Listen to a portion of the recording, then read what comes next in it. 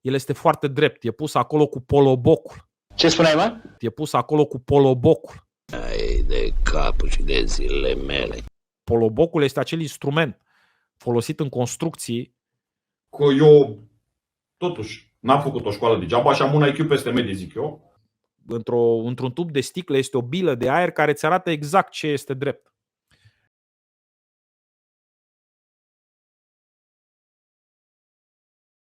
E pus acolo cu polobocul.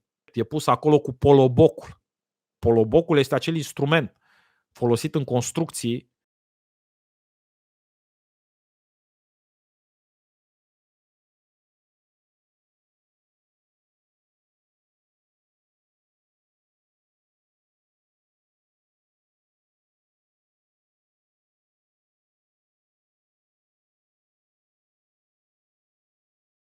E pus acolo cu polobocul.